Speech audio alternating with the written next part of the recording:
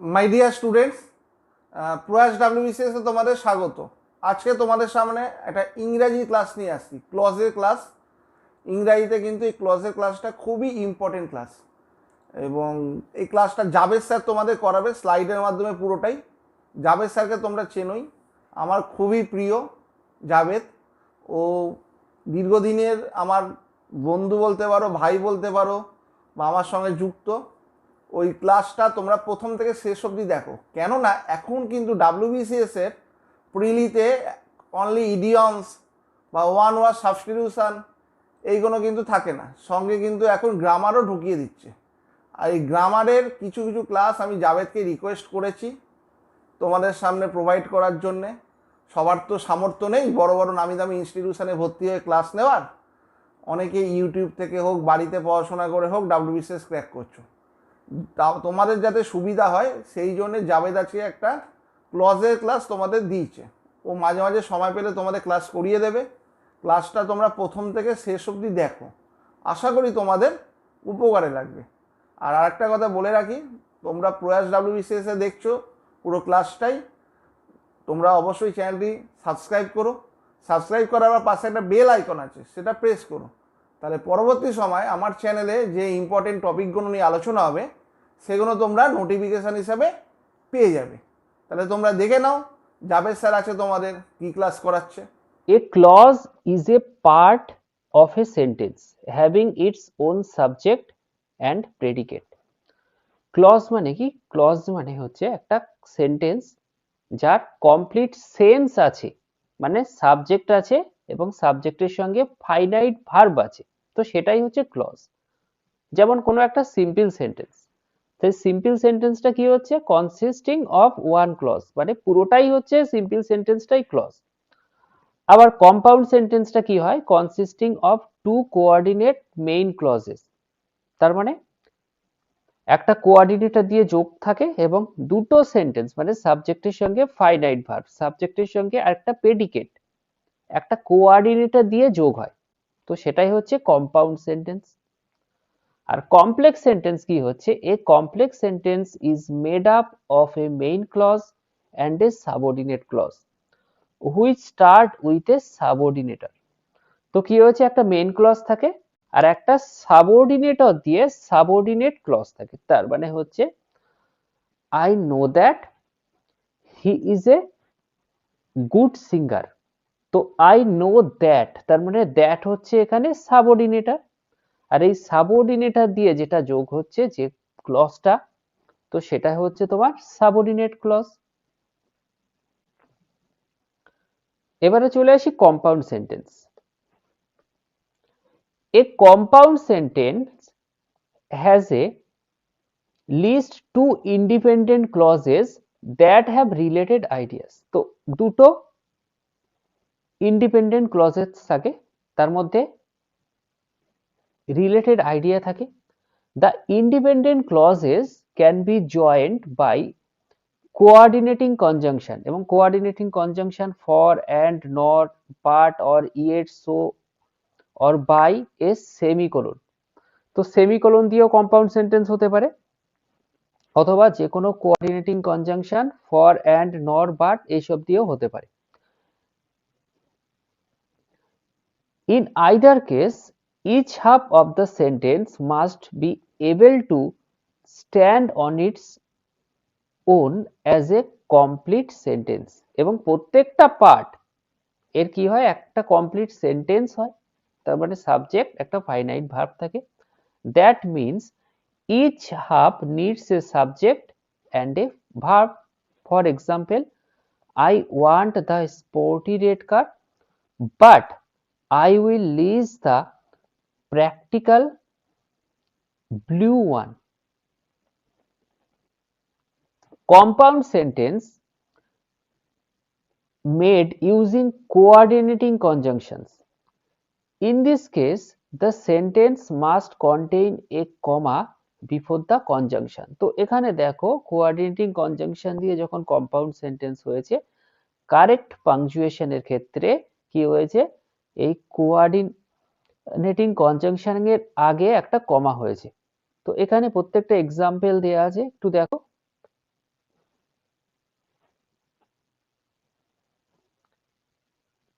আচ্ছা, এবারে চলে আসি সেমিকোলন। তো it is also possible to join compound sentence simply by combining two complete sentence into one long sentence without any additional word. In this case, you must use a semicolon to join your two independent clauses. For example, the sky is clear, the stars are twinkling. তো এখানে দেখো related sentence কিন্তু দুটো। তো দুটো related sentence কি হয়েছে এখানে, কোঅর্ডিনেটিং কনজাংশন ছাড়াই এটা কম্পাউন্ড সেন্টেন্সে হয়েছে শুধুমাত্র একটা সেমিকোলন ইউজ করে।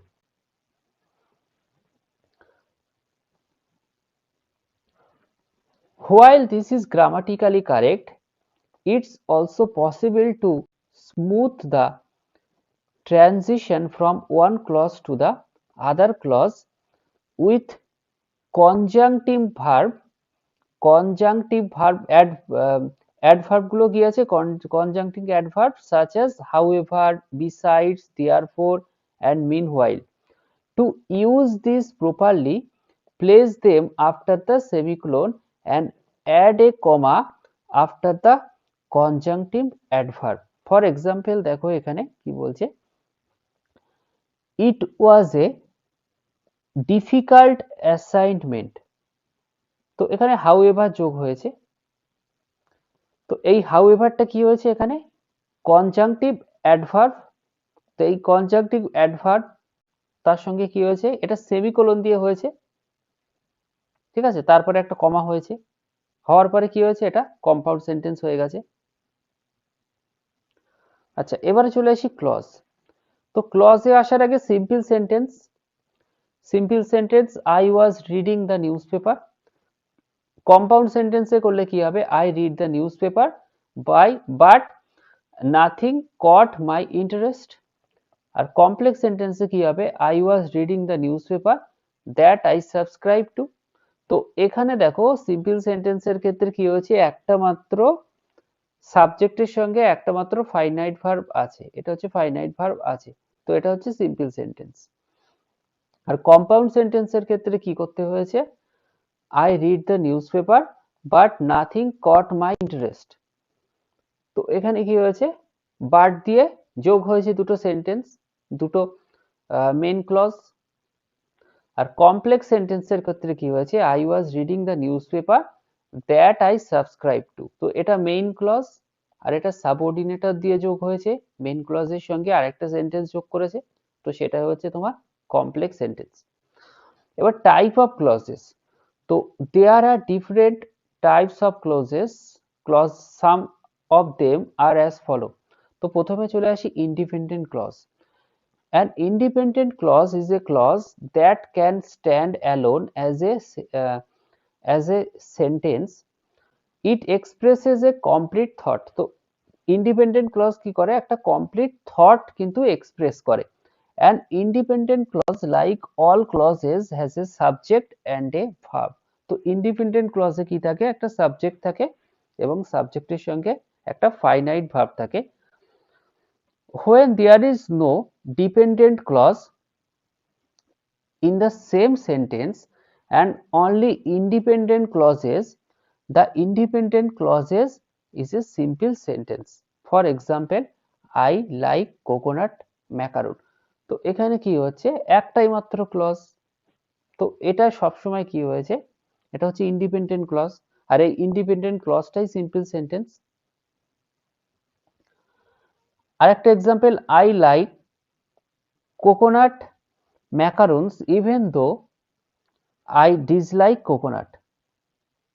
So this is an independent clause and a dependent clause in the sentence. তো এখানে একটা part I like coconut macaroons, এটা হচ্ছে তোমার main clause, and even though I dislike coconut, এটা হচ্ছে সাবঅর্ডিনেট ক্লজ। তাহলে এখানে কি হয়েছে, দুটো একটা ক্লজ হয়েছে, একটা মেন ক্লজ আর আরেকটা হচ্ছে সাবঅর্ডিনেট ক্লজ। তো তারপরে এটা কমপ্লেক্স সেন্টেন্স হয়ে গেছে। এবার চলে আসি independent clause. A dependent clause is a clause that does not express a complete thought. A clause can be depended in the presence of, before, after, because, since, in order to, although, though, whenever, wherever, whether, while, etc. So dependent clause can be identified and classified according to their role in the sentence. তো what দিয়ে mainly যদি যোগ হয় তো কিছু কিছু ক্ষেত্রে যেমন তোমার হোয়াট দিয়ে নাউন ক্লজ, তারপর হচ্ছে অ্যাডজেক্টিভ ক্লজ, হুইচ বা হু দিয়ে, হোয়েন, হোয়ার, হাউ এগুলো দিয়ে অ্যাডভার্বিয়াল ক্লজ জেনারেলি হয়। তো মেইনলি যেটা সাবঅর্ডিনেট ক্লজ, সেই সাবঅর্ডিনেট ক্লজটা তিন ভাগে ভাগ করা যায়, নাউন ক্লজ, অ্যাডজেক্টিভ ক্লজ আর অ্যাডভার্বিয়াল ক্লজ। তো এর মধ্যে নাউন ক্লজ ফার্স্টে পড়াই। তো a noun clause does the function of a noun in the sentence. So asking the question what to the main clause can identify it. It can also substitute with the pronoun. The noun clause may either be in the subject or object position in a sentence. Example, I know that the students have gone for a picnic. তো এখানে দেখো I know that, তার মানে এখানে কি হয়েছে, এটা noun clause হয়েছে আর এটা অবজেক্ট হিসেবে ব্যবহার করা হয়েছে, ভার্বের অবজেক্ট। আচ্ছা, এবার বিভিন্ন নাউন ক্লজের বিভিন্ন প্লেস গুলো, যেমন হচ্ছে নাউন ক্লজ কি হয়, সাবজেক্ট হিসেবে বসে, নাউন ক্লজ অবজেক্ট হিসেবে বসে। তো এখানে দেখো what Alicia said made her friends cry, তো এটা কি হয়েছে, সাবজেক্ট হিসেবে বসেছে, সাবজেক্ট। আবার how the boy behaved was not very polite, তো এটাও ঠিক সেম। তো এগুলো সেই জন্য noun clause.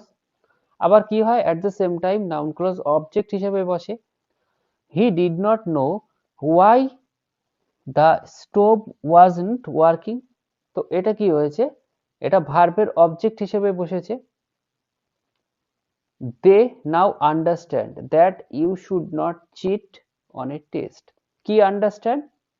That you should not cheat on a test. তো এটা কি হয়েছে, এটা সাবঅর্ডিনেট ক্লজ হয়েছে এবং এটা ভার্বের অবজেক্ট হিসেবে বসেছে, তাহলে এটা নাউন ক্লজ।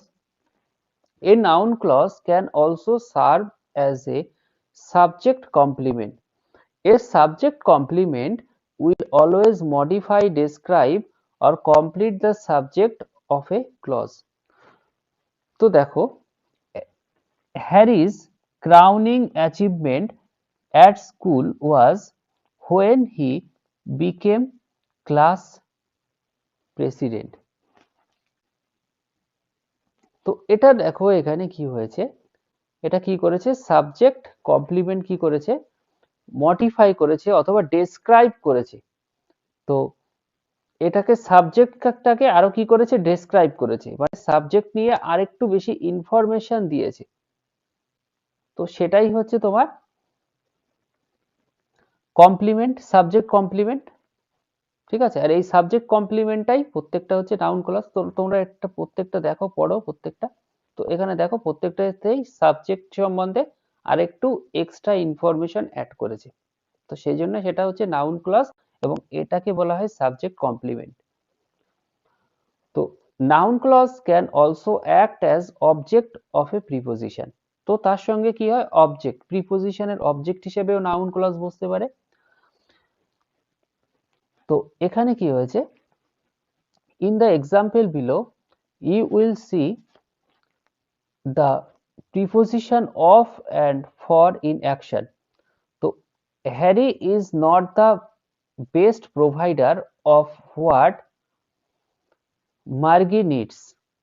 তো এখানে কি হয়েছে, এই যে অফ প্রিপোজিশনের পরে এখানে হয়েছে ফর, তো এখানে হয়েছে অফ। তো মেইনলি দেখবে এগুলো ফর আর অফ দিয়েই কিন্তু হয়। তো এখানে কি হয়েছে, এগুলো প্রত্যেকটা